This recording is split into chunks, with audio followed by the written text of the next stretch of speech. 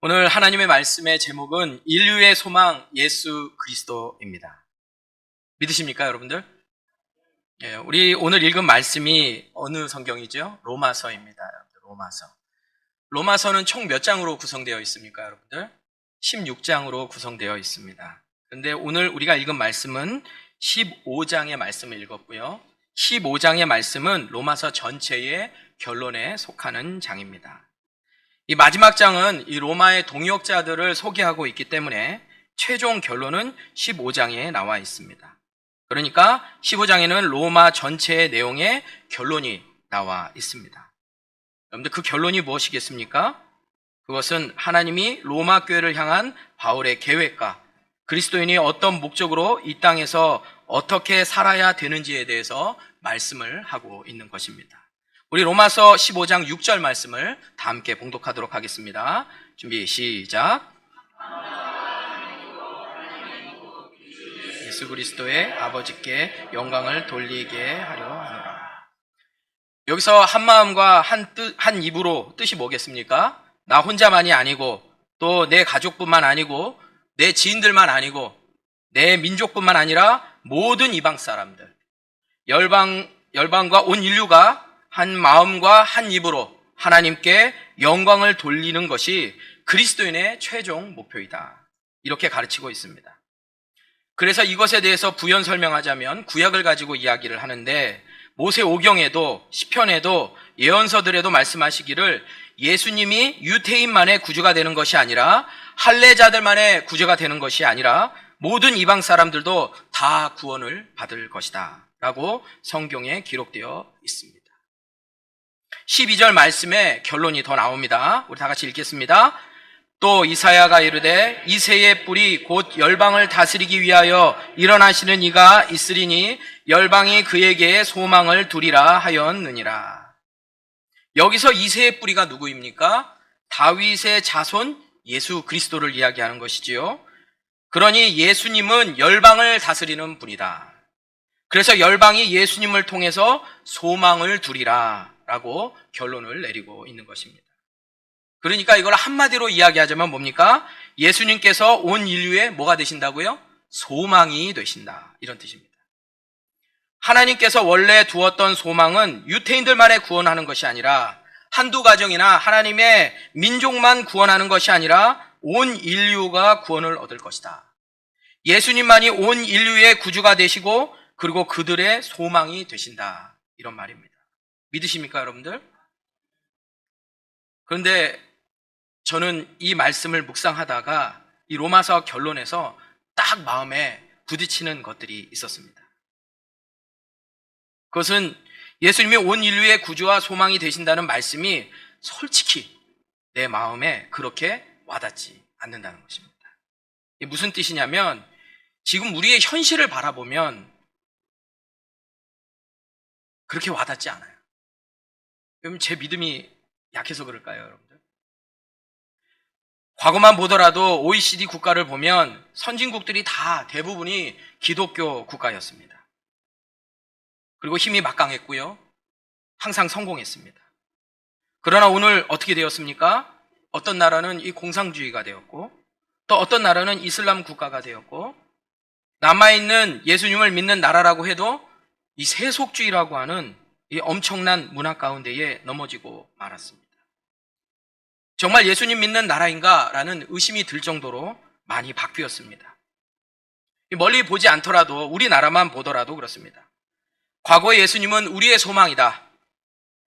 이렇게 느꼈던 때가 있었습니다. 지금부터 한 140년 전만 하더라도 이 조선에 전래된 이후에 한두 세대는 기독교가 우리의 진정한 소망이었다. 이렇게 느낄 때가 있었습니다. 과거 우리나라는 어땠습니까? 가난했지요. 정치적으로 불안했습니다. 외부의 세력들이 동북아 시대 때에 이 나라를 차지하기 위해서 각축이 벌어졌습니다. 백성들은 정신적으로 황폐되었고 불교나 유교 등의 백성을 지배했던 사상과 종교들도 무너져 버렸습니다. 그때 누가 나타났습니까? 선교사님들이 나타나셨어요. 조선에 기독교가 전파되었습니다. 선교사들이 의학과 신교육을 가지고 조선의 근대화 운동에 앞장섰습니다. 그들은 자신의 모든 것을 바쳐서 희생하셨고요. 목숨도 아끼지 않고 우리나라를 섬겨주셨습니다. 그래서 모든 백성이 선교사들을 가리켜서 대인이다 이렇게 불렀어요. 양대인이다 이렇게 불렀습니다. 아닌 게 아니라 전통사회의 오래된 구습이었던 이 반상제도, 양반, 상놈제도를 철폐했고요. 축첩제도, 성차별, 남녀차별, 조언제도, 여자를 억눌리고 있었던 모든 사상들이 무너졌고 기독교가 정신적인 동력이 되었습니다. 백성들이 술과 음란과 도박과 미신에 온 정신이 다 팔려 있을 때에도 기독교가 들어와서 다 철폐했습니다. 우리 민족에 뭐가 되었습니까? 소망과 빛이 되었습니다. 일본이 우리나라를 지배할 때에도 기독교는 우리 민족에게 큰 역할을 했습니다. 조국의 독립을 위하여 땀과 피를 흘리며 눈물의 기도로 이 땅을 위하여, 독립을 위하여 희생하고 헌신하셨습니다. 과거에는 그랬습니다. 예수 그리스도가 우리 민족의 뭐였습니까? 소망이었습니다. 그러나 오늘 우리 기독교는 많이 달라졌습니다. 이제는 기독교가 과거 역사를 이끌고 가는 그런 힘 있는 청년의 모습이 아니라 이 수구적인 노인의 모습으로 변한 것은 아닌가 이런 생각이 들 때가 많습니다. 하루가 발달되는 영상과 음악을 지금 기독교의 음악과 비교를 해보면 이제는 많이 떨어지고 구식이 되어버린 것 같아요. 그리고 좀 촌스럽습니다. 드라마나 영화나 기독교에 대한 이야기들을 할 때마다 그렇게 좋은 이야기가 나오는 것들을 볼 수가 없습니다. 여러분 수리남 보셨잖아요. 마약을 파는 목사의 이야기. 더 글로리의 이야기를 한번 보십시오. 보셨습니까 여러분들? 어때요? 목사의 자녀가 마약에 찌들어 살고 있습니다. 밀양에서는 다 거짓말이라고 부르짖으며 이야기하고 있습니다. 이제 학문에서 하나님을 말하는 것도 이제 비웃음거리가 되어버렸습니다. 예배와 말씀이 평등과 민주주의를 부르짖는 청년들에게 잘 맞지 않는 것처럼 되어버렸어요. MZ세대들과 기독교가 잘 맞지 않습니다. 어떤 이들은 교회가 타파되어야 될 곳이다 이렇게 당당하게 부르짖는 사람들도 보았습니다. 어떤 가이드가 저에게 이렇게 이야기하답니다. 성지순례를 몇 년 안내해 보니까 선교와 목사들, 기독교 다 썩었다. 듣는 저는 너무 억울했습니다. 여러분들 이런 말을 들으면 앞으로 우리 기독교 소망이 있습니까? 없습니까? 여러분? 멀리 생각하지 말고 우리 교회 청년과 장년의 모습을 보시면 어떻습니까? 여러분들? 소망이 보입니까? 이 터키 한인 사회에서 우리 교회의 모습은 지금 어느 위치에 자리를 잡고 있습니까? 저는 예전하고 많이 달라졌다고 느끼고 있거든요. 또 터키에서 기독교를 믿는 성도들과 선교사님들의 모습은 여러분들 어떻습니까? 기독교인들이 깨끗하고 빛을 비추어줘야 되는데 영향을 주지 못하고 있습니다. 하루하루 살기가 버거워요. 소망이 되지 못하고 있습니다. 듣는 우리는 억울할 때도 있지만 점점 안 좋게 변해가고 있다는 것 같이 두렵게 느껴지고 있는 게 사실입니다. 젊은이들 사이에서 안티기독교가 유행처럼 번져져가지고 어떤 지성인들은 기독교가 없어져야 나라가 바로 설 수 있다라고 이야기하는 사람들도 봤습니다. 영화와 매체 그리고 대담과 토론을 보면 기독교가 그렇게 좋게 평가받고 있지 못하는 것을 늘 듣고요. 기독교가 마치 지성이 없는 사람처럼 반지성주의의 모습을 가지고 있는 것처럼 이야기합니다. 이제는 이것을 흔하게 볼 수 있어요. 예수님을 믿고 있는 그리스도인이 세상에 나가면 바보 같고 이제는 그것을 숨기고 싶습니다. 식사할 때 기도할 때면 두 손이 내려가고 고개만 숙여지고 속으로 기도합니다. 그래서 이런 마음으로 교회에 나와서 예배 드리면 어떤 마음이 생깁니까 여러분들? 내가 진짜로 잘하고 있는 것인가? 정말 내가 하나님을 믿고 예배 드리는 그 시간이 의미 없는 시간은 아닌가? 오늘은 교회를 나가야 되나 말아야 되나? 자개방을 가지고 무력감을 가지고 있는 우리들의 모습은 아닌가 이런 생각도 들게 됩니다. 고민과 걱정을 하게 됩니다. 예배와 목적과 의미가 상실되어 버렸습니다. 그래서 허무할 때가 많이 있습니다. 그런데 성경에서는 뭐라고 이야기하고 있습니까? 예수님만이 우리의 유일한 소망이시다. 이렇게 이야기하고 있습니다. 실제 지금의 마음은 그렇게 느껴지고 있지 않는데 제가 묵상을 하면서 예수님이 유일하신 소망이다라는 말씀이 들려지게 되니까 마음이 아멘하고 입은 부르짖지만 마음으로는 동의 안 되는 부분들이 너무나 많이 있어서 이 이야기를 꺼내게 되었습니다. 여러분들 저만 그렇습니까? 여러분들 기독교에 대해서 여러분들 한번 이야기했던 기억을 한번 되돌려 보십시오. 좋은 소리가 많이 나옵니까? 좋지 않은 소리들이 많이 나옵니까? 저는 기독교에 미래가 있다라고 들어본 이야기가 벌써 수십 년 전입니다. 그래서 오늘 여러분들과 나누고 싶은 주제입니다. 오늘 말씀을 통해서 예수님이 인류의 소망이시라는 것이 오늘 우리에게 과연 어떤 의미를 가지고 있는 것인가? 정말 예수님이 이 세상에 소망을 가지고 계시는 건가? 라는 것을 여러분들과 함께 하기를 원합니다. 제가 오래간만에 설교를 하다 보니까 너무 우울하게 시작을 해가지고 그래서 마음이 좀 불편하시겠지만 많이 고민하고 여러분들과 나누고 싶은 주제입니다. 그러나 분명한 것은요, 걱정하지 마시라는 겁니다. 우리의 마음에 번민이 있고 위축될 때 결국에 그 답은 어디에 있습니까, 여러분들? 성경에 있습니다. 그래서 오늘 말씀을 통해서 예수 그리스도가 진짜 소망이라는 것을 한번 여러분들과 나누기 위해서 이 말을 꺼낸 것입니다. 그래서 오늘 두 가지로 그 말씀을 통해서 이야기하기를 원합니다. 우리 다 같이 읽어볼까요? 준비 시작.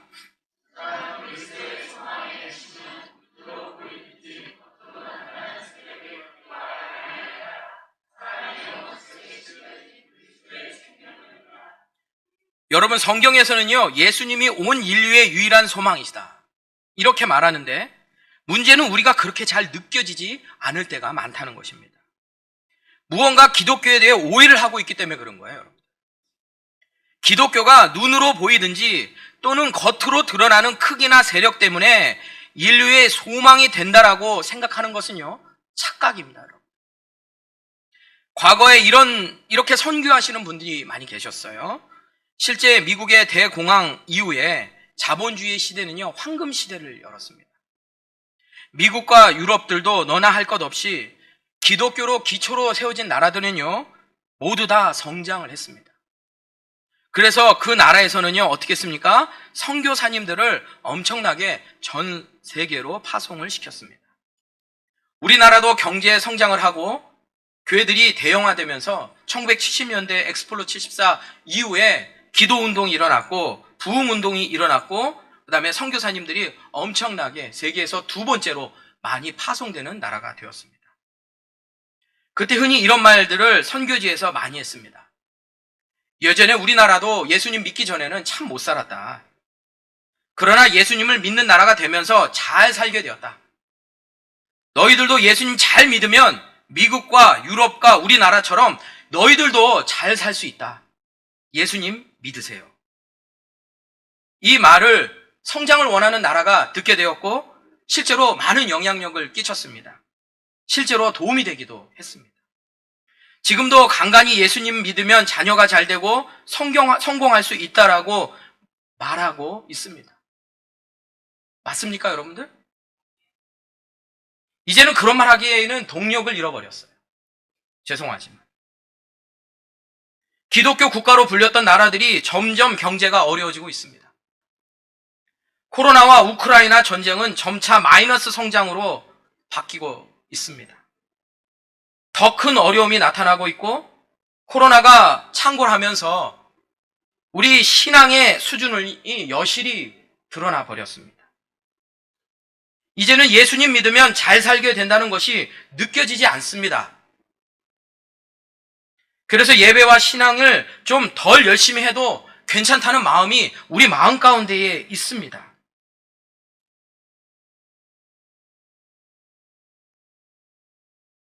자, 여러분들 물어보겠습니다.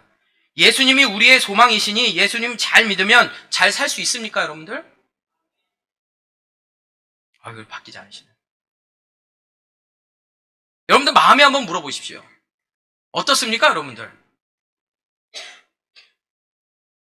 저는 개인적으로 이런 생각을 먼저 바꿀 필요가 있다고 생각합니다. 어떻게 보면 버려야 된다고 생각을 합니다. 예수님 믿으면 자녀들 복 받고 좋은 대학 가고 부자 되고 성공한다는 이런 소망 좀 버리세요. 제가 분명히 여러분들에게 말합니다. 예수님 믿으면 진짜 잘 살아요. 잘 삽니다. 저는 너무 잘 살아요. 그러나 겉으로 보이는 것 때문에 잘 사는 게 아닙니다. 겉으로 드러나는 소망이 아니라 우리 가슴 속, 마음 속에 있는 보이지 않는 능력의 소망을 두어야 되는 거예요. 뭡니까, 여러분들? 성령의 능력. 우리 안에 숨쉬고 있는 그리스도의 그 생명력. 우리가 그거에 소망을 두고 살아야 되지 않겠습니까, 여러분들? 그래야 잘 살 수 있습니다. 분명히 기억하셔야 돼요, 여러분들. 여러분들, 로마서를 이렇게 썼던 우리 사도 바울 당시 이 1세기의 기독교가 여러분들 어떤 줄 아십니까, 여러분들? 그때 교회가 성장해서 온 세계가 복음으로 퍼지고 있었습니까, 여러분들? 그렇지 않습니다, 여러분들. 사도 바울이 로마 교회에 편지를 보냈을 때는요, 로마 제국의 기독교의 위치는요, 너무 작았어요. 로마의 수도 포로 로마노의 대도시는요, 100만이 정도 됐는데, 그때 기독교는 몇 명인 줄 아십니까, 여러분들? 100명도 안 됐어요. 한 100명 정도 됐을 겁니다, 많아봤자. 수십 명에 불과했습니다. 로마 제국에 대한 영향력은 너무 미미했고요. 대부분 로마 사람들은 기독교의 존재에 대해서도 알지 못했어요. 알더라도 유대 한 이단 종파로 사람들을 현혹하는 그런 사교 정도로 알았지요. 게다가 여러 곳에서 박해를 받았습니다. 유대인들은 기독교가 이단이라고 박해하고, 로마인들은 황제 숭배를 거부한다고 이상한 놈이라고 박해를 하고 있고. 여러분들, 교회가 하나 된 것도 아니에요, 여러분들. 분리되어 있었습니다. 예루살렘의 큰 유대 기독교와 흩어져 있는 이방인 기독교가 나누어서 다툼이 있었고요. 그리고 그 교회 안에 의견도 일치하지 않았어요.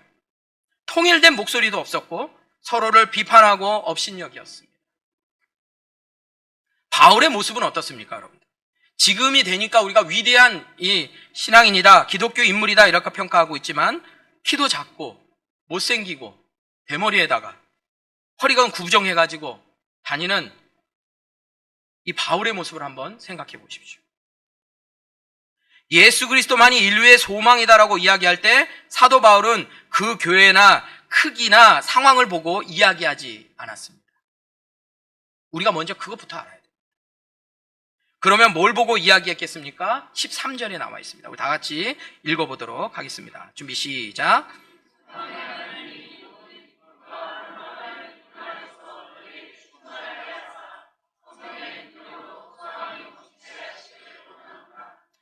모든 소망의 근원은 누구라고요? 하나님이신데, 그 하나님이 우리 마음속에 기쁨과 평강을 믿음 안에서 넘치게 하신다.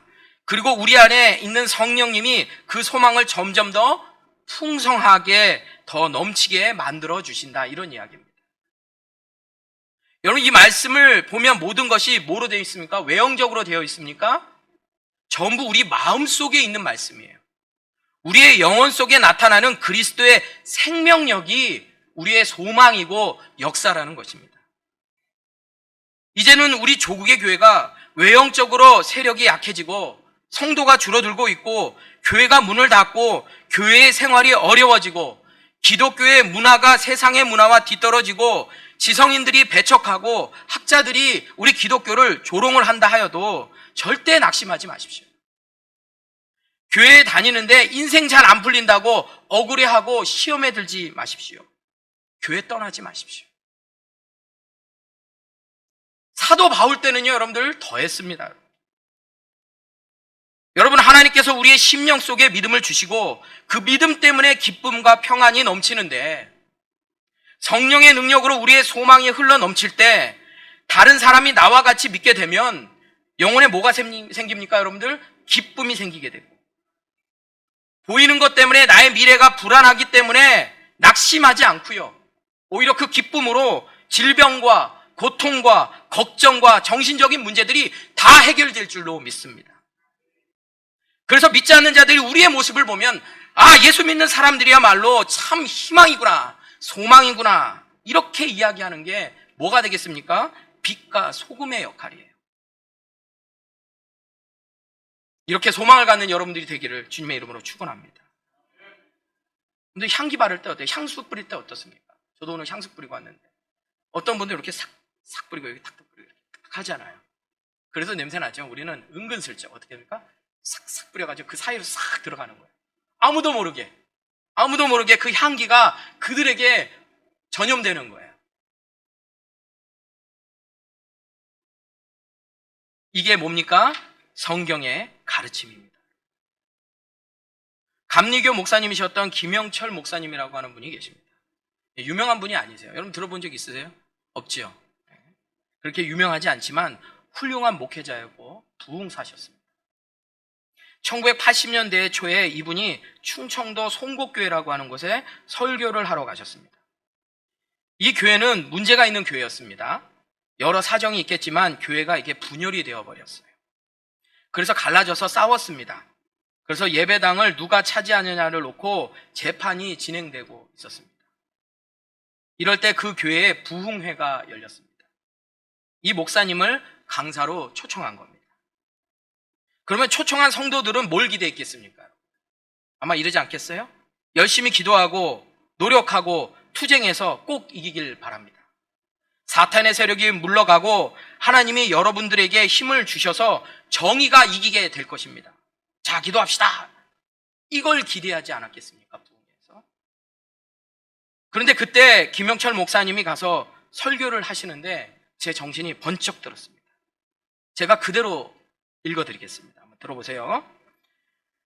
여러분, 이 건물을 가지고 재판한다며 네 거냐 내 거냐, 이 건물은 뺏겨도 여러분들 뺏기지 말아야 할 것이 있습니다. 가슴 속에 있는 예배당만은 절대 뺏기지 마십시오. 여보시오, 재판을 가지고 야 이 새끼, 여기 좀 나옵니다. 야 이 새끼야 내놔, 내가 이겼다, 이래서 이겨가지고 예배당 가져간들 무슨 소용이 있습니까? 이 썩을 제목으로 만든 이것 뺏기지 않으려고 가슴 속에 있는 예배당 뺏겨버리면 이거 진짜는 뺏기고 가짜만 얻는 것입니다. 무슨 말인지 알아들었소. 예수님이 세우신 이 교회, 예배당은 가슴에 있지 겉에 건물에 있지 않는다는 것입니다. 세우지 말라는 이야기가 아니야. 초대교회는 예배드릴 곳이 없어서 이 집 저 집 돌아다니고 굴파서 돌아다니고 피난살이 할 때도 은혜가 충만했는데 그거 다 잃어버리고 예수님이 헐어버리라고 하는 성전을 세우는데 목표가 되어서 그게 충성된 것이라고 목표를 세우고 앉았으니 그게 답답한 노릇이란 말입니다. 그러면 이 목사님은, 그러면 나는 교회 건물이 필요하지 않는다는 무교회주의자라구나 라고 생각할지 모르지만 아닙니다. 건물이 필요합니다. 그것도 있어야 되고 문제는 그 교회의 기초가 무엇인지를 알아야 합니다. 머리 되시는 예수님을 옳게 붙들고 그 줄기를 잡으면 그게 교회고 그게 연합이다. 이게 김영철 목사님의 설교셨어요. 교회 건물 찾기 위해 하나 되자고 부른 부흥 강사가 이런 설교를 하고 있습니다. 그분의 결론이 이렇게 이야기합니다. 신앙이라고 하는 것은 예수가 내 주가 되고 그리스도가 되고 현재 살아계신 말씀이 되어서 이게 내 속에 들어와서 역사하는 것이다. 나라고 하는 육체 속에 살아있는 생명력으로 와 있는 그 그리스도를 믿고 긍정해 가는 것이 진정한 신앙이다. 이렇게 이야기했습니다. 40년 전 설교예요. 40년. 여러분들 이때가 어떤 때였습니까? 여러분들 한국교회가 한참 부흥할 때였어요. 외적으로 성장하고 세계 선교학자들도 놀래가지고 교회가 이렇게 빨리 어떻게 성장할 수 있었는가 놀랐던 때였습니다. 이때 뭐라고 했습니까? 건물 아니요, 외형 아니요, 조직 아니요, 외적으로 보이는 영향력 아니요, 내 마음에 숨겨져 있는 예수님의 생명력, 이 씨앗, 이것이 교회가 없어서는 안 될 것이라는 것입니다. 진정한 신앙은요, 내 속에 꿈틀이는 예수님의 생명력입니다, 여러분. 이것을 아는 사람들은 교회의 외적인 크기와 물질에 신경 쓰지 않습니다. 그런 사람은 외적이 힘들어지고 영향력을 잃고 작게 보이면 어떻게 됩니까? 낙심합니다. 그리스도의 십자가와 도를 마음에 간직하고 있기에 내 마음 안에 생명력이 있다라고 한다면 무엇이 태동하겠습니까, 여러분들? 아무리 어려워도 기쁨과 충만함이 내 마음속에서 빼앗을 수 없습니다. 성령께서 주신 그 능력을 내 안에 있기 때문에 우리는 부르질 수 있습니다. 예수 그리스도만이 우리의 소망이시다. 인류의 소망이시다. 이것들이 자연스럽게 나오게 되는 것입니다. 이런 사람들은 고난을 받아도 낙심하지 않습니다. 우리는 이런 사람들을 뭐라고 합니까? 너무나 아름다운 성도다. 쓰레기통에 핀 장미와 같고 질그릇 속에 담긴 보배와 같은 성도들입니다. 우리 사랑하는 이스탄불 한인교회 성도들, 마음속에 외형적인 것, 가차, 껍데기 같은 것들 다 하찮게 여기시고 진정한 소망, 그분이 주시는 기쁨과 소망, 그리고 성령의 능력으로 가득 넘칠 수 있는, 소망이 가득 넘칠 수 있는, 영원히 그것을 누릴 수 있는 여러분과 제가 되기를 주님의 이름으로 축원합니다. 외형에 현혹되지 마십시오. 없다고 낙심하지 마세요. 힘들다고 무력화되지 마십시오.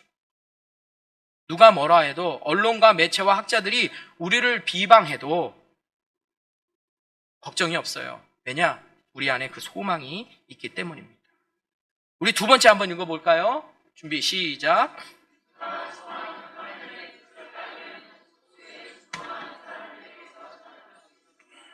여러분, 첫 번째 내용을 내가 깨달았습니다. 내가 진짜 그렇게 살아야 되겠다, 이렇게 마음을 먹었습니다. 그러면 이제 어떻게 되겠습니까, 여러분들? 나의 삶에 뭐가 돼요? 방향이 달라지고 행동이 자연스럽게 바뀝니다. 억지로 하지 않습니다. 스스로 나서서 하게 됩니다. 내 삶 속에 변화가 발현이 됩니다. 그런데 성경에서는 뭐라고 이야기합니까? 거창한 것이 아니다. 실제로 예수님 믿는 것은요, 여러분들, 제가 이렇게 이야기하니까 뭔가 거창한 것 같잖아요. 그렇지 않습니다. 여러분, 예수님이 인류의 소망이라고 한다면 무엇을 한다고 생각하십니까? 나가서 크게 외치고 전도하고 뭔가 기구를 만들고 돈을 모으고 장을 세우고 뭐 이런 거 생각하지 않습니까, 우리? 근데 성경은 그렇게 말하지 않습니다. 한 마음과 한 입으로 온 인류가 하나님께 영광을 돌리는 것이 최종 목표이다. 그렇게 되기 위해서 우리를 뭘 해야 되겠습니까? 1절에 나와 있습니다. 1절 말씀을 읽겠습니다. 준비 시작. 믿음이 강한 우리는 마땅히 믿음이 약한 자의 약점을 담당하고 자기를 기쁘게 하지 아니할 것이라.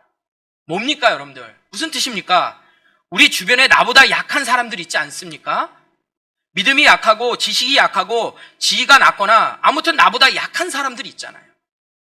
불행한 사람들이 있지 않습니까? 그 사람들의 무엇을 한다고요? 약점을 담당해 준다라는 거예요. 그를 기쁘게 하기 위해서 나의 기쁨을 추구하지 않는다. 다른 사람의 약점을 보완하고 내가 뭐합니까? 희생하는 겁니다. 어렵습니까, 여러분들? 대단한 것입니까? 너무 당연하고 거창한 것 없습니다. 엄청난 명령을 하는 것이 아닙니다. 그런데요, 문제는 거창하게 말하는 사람이 많아도 실제로 작은 것을 실천하고 자기를 포기하는 사람은 적다라는 거예요.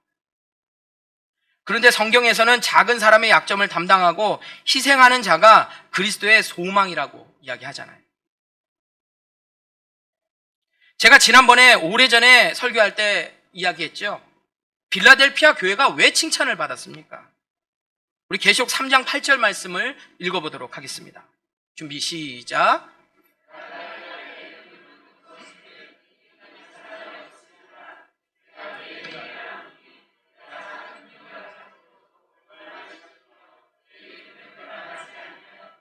거창한 거 아니잖아요.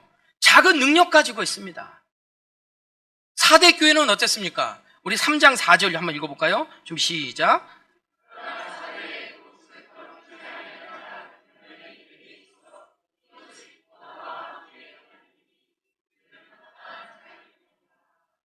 그 옷을 더럽히지 아니한 자, 흰 옷을 입고 다니는 자 많았습니까? 몇 명이었어요? 몇 명뿐이었습니다. 흰 옷은 무슨 뜻입니까? 거룩한 백성 아닙니까? 그러니 나를 희생시키고 약한 자를 보살필 수 있겠습니까? 저는 우리 교회가 그리스도의 소망이 있다고 저는 분명히 믿고 있어요. 그러니까 여러분들 저도 다니죠, 교회를. 여러분들 우리 교회가 30년 넘게 이렇게 터키 땅에서 여러 사건이 많았지만 소망을 가지고 지금까지 올 수 있었던 이유가 무엇이겠습니까, 여러분들? 교회가 어렵고 문제가 생길 때마다 소수의 성도들이요 희생하고 헌신했습니다. 작은 것을 나누며 함께 했기 때문에 그들이 떠나지 않고 지금까지 헌신하고 우리와 함께하고 이 교회 안에 있었기 때문에 우리 교회가 살아남았고 앞으로도 비전이 있다고 생각합니다. 그래서 우리 교회 앞으로 비전을 이야기할 때 외형적인 거 보고 이야기하지 않았으면 좋겠습니다. 그리스도의 소망을 가지고 희생하고 헌신하는 자들이 과연 몇 명이 돼 있는지를 보고 우리의 비전을 이야기했으면 좋겠어요. 그래서 우리 교회는요, 앞으로도 그럴 것이고, 미래에도 그럴 것이고, 몇백 년, 몇천 년 뒤에도 그럴 것이라고 저는 믿습니다. 그리스도의 소망을 품는 사람들은 어떻게 한다고요? 작은 것에 충성하는 것.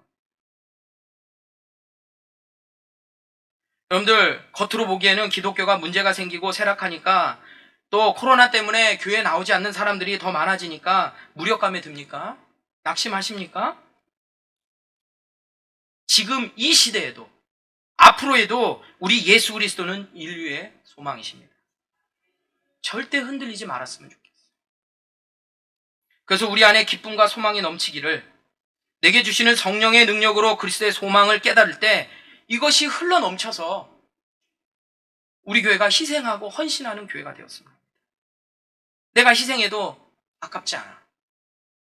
내가 작은 곳에서 보이지 않는 곳에서 무엇을 하더라도 결코 부끄럽지 않아. 이것을 사명으로 알고 기쁨으로 살아갈 수 있는 오늘 저와 여러분들이 되시기를 예수님의 이름으로 축원합니다.